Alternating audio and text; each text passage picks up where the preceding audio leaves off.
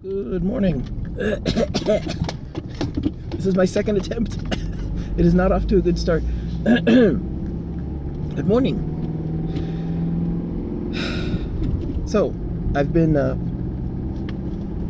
doing some CAD work with SCAD, OpenSCAD, and OpenSCAD is billed or offered as a programmer's CAD software.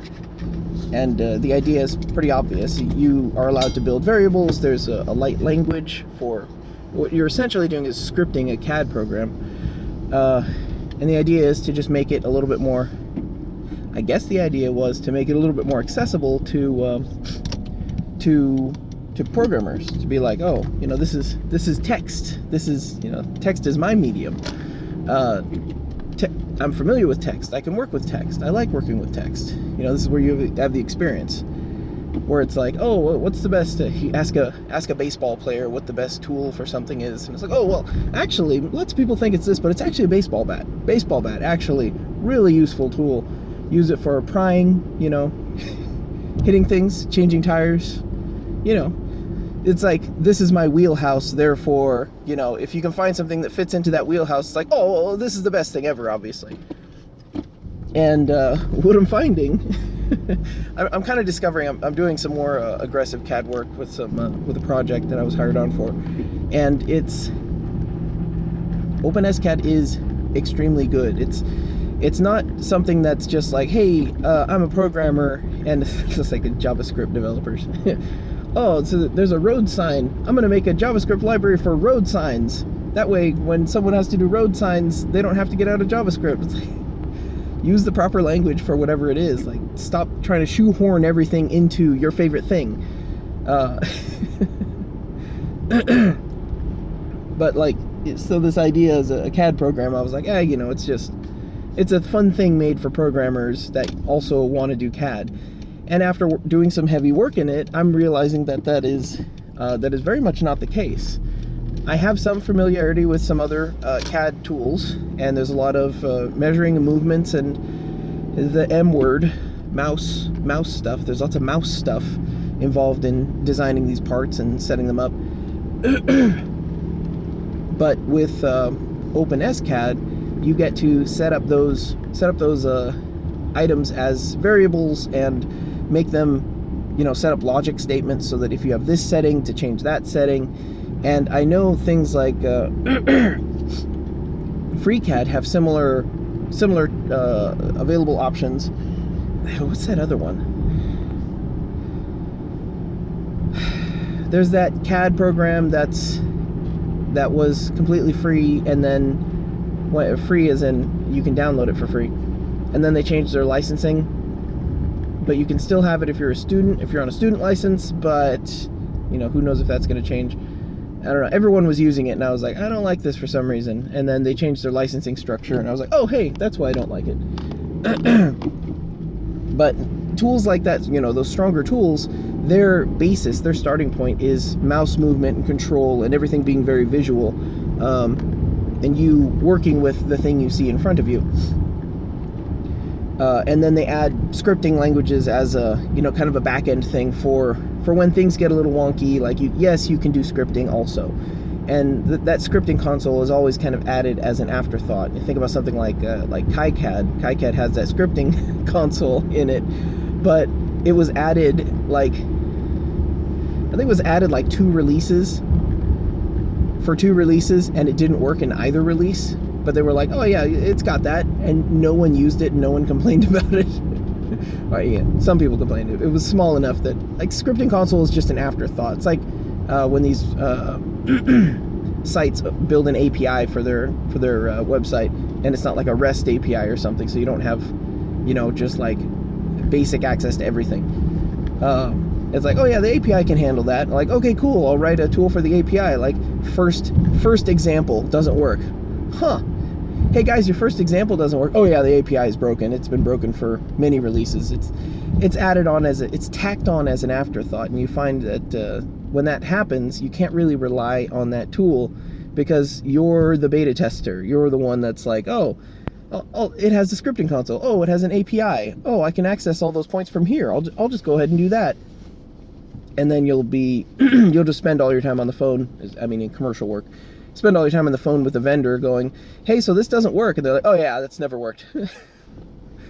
Well, is it a feature or is it not? Well, I mean, it kind of works technically. The scripting console does exist. It's marketing, man. It always comes back to marketing. There's an old Dilbert cartoon where, like the actual animated cartoon, I forget what it was. He was moving to like the perfect company, and it was like a perfect company for engineers, and they were like, oh wow, this is really great, but I imagine it would be ruined by marketing. And they're like, marketing? What's that? We don't know what marketing is. Here, let me do a search on that. Oh wow, this seems good. This seems like something we need. And he's like, no, don't do it. And then the building like bursts into flames, and it's marketing. Dilbert had it.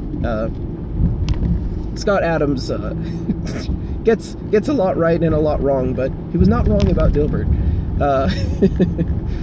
That is quite a running style. Okay. Let's see. How many topics ago did I diverge from the... All right. So the scripting consoles, they're kind of added as an afterthought. But when you have OpenSCAD, you have something that was built from the ground up with this language in mind. So the main functionality is in adding these languages, and in building the language. So everything that comes after it, it fits perfectly into that. I love how you can nest all this stuff too. It's very... It was a big squirrel. It's very, I don't know, like, when I'm using OpenSCAD, I'm like, oh, this is so crufty. And then I made that shorthand language for it, and I had the same problem that I had with with regular OpenSCAD, which I thought I was going to escape, but you kind of can't. It gets kind of crufty. There's lots of moves and transitions and rotates and different modules, different actions, verbs you have to apply to each of these things, or to each of these primitive shapes, in order to get them to do what you want them to do. But the solution is simple. It's just making a module. It's where you take the whole thing and then drop it into a function.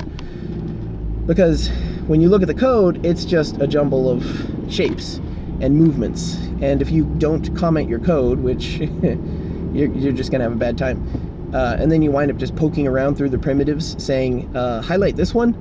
No, that's not it. Okay, highlight this one now? That's it. That's close. So it should be around here. Highlight this one. Okay, that's the one I want. Now, in here, I'm going to read the code that's around here and see where I need to move things in order to get my desired effect. But if you take those primitives and put them into the location that they're supposed to be, and then once you get them pretty much where you want them to be, you just grab that section of code and drop it down and put it into a module, and then say, SD card caddy shape stopper, and then go back to where you pulled it out of and write SD card caddy shape stopper, open close paren. Then it's a lot more verbose. I mean, it's easier to read when you're like, okay, what is this shape and what is that shape? And I'm taking away this shape from that shape. Like, what is this? Then it reads more like delete from caddy body, the inside, or PCB or USB housing. Okay, like those are the things that I'm removing from the caddy body. Okay, this is a lot easier. And just packaging everything up seems to work a lot better. But the point is not that OpenSCAD is designed to kind of like shoehorn your objective into what you're building. It's that, that was my starting preposition. No, this is my starting point. My starting point was, okay, this is just kind of a thing that was made to fit with programmers. Like, okay, whatever. Now that I've done a lot more work with it, I realize that it is a significant contributor to the iterative process, which means you're able to build, test, tweak, build, test, tweak, build, test, tweak, and then do that, just generate those as quickly as possible.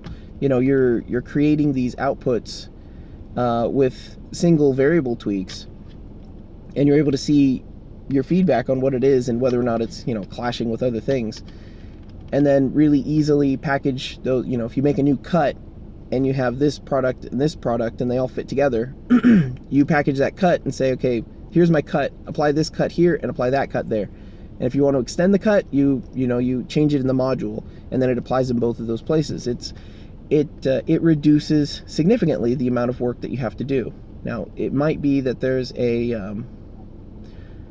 amount of work you have to do for the iterative process. So, the time between you making it and saying, I need to tweak this, and then applying that tweak, especially if you're using your variables properly, you essentially change one variable and then see how it affects the whole shape of everything.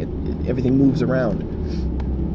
And that's to say nothing for the loops and the repeated things. To be able to say, build this object and then build another one exactly like it with this thickness at this spacing, and then change one variable and have all of those slide up, or apply a different thickness, or change the spacing, or move that whole element up higher. It's just better. It's just better. And I'm kind of surprised to say that, because I did think it was the baseball player saying, well, obviously the baseball bat's the best tool for that. And the programmer saying, well, obviously text is the best tool for that. I'll just build a language for this.